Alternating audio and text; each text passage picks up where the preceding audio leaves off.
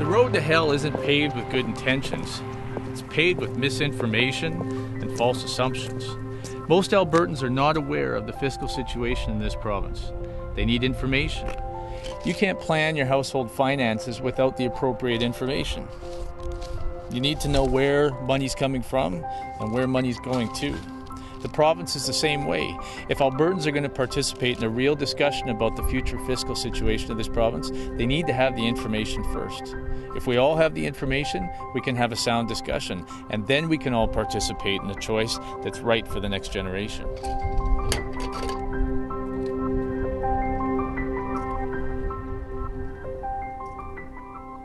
Okay, let's have a look at the numbers, shall we? When we review this, if we add up all the taxes we collect from personal and corporate taxes, it amounts to $12 billion. Sounds like a lot of money, doesn't it? Except that when we look at our expenses, we spend $39 billion with a B. Billion, that's a lot of money.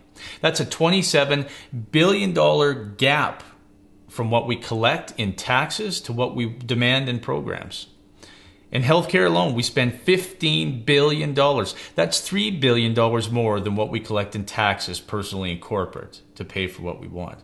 Now that means that all the other stuff that we demand, education, advanced education, seniors programs, children's programs, housing programs, roads, schools, hospitals, agriculture, the environment, all of that stuff is not paid for by us.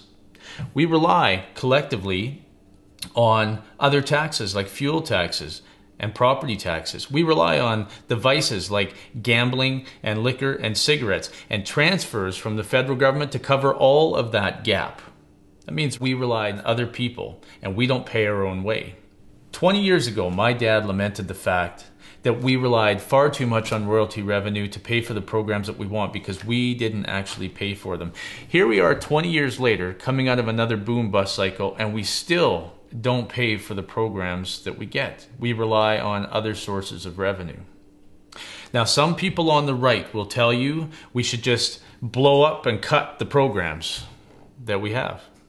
Some on the left will say the scenario that we've currently got is just fine and we should stick with it.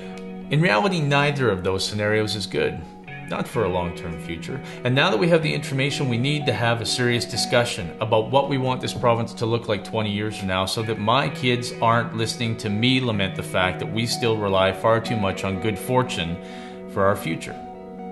But we have got to make a conscious, deliberate decision about it. Now that we've got the facts, we don't need to be afraid of having a discussion or making a decision. It's time to get to work.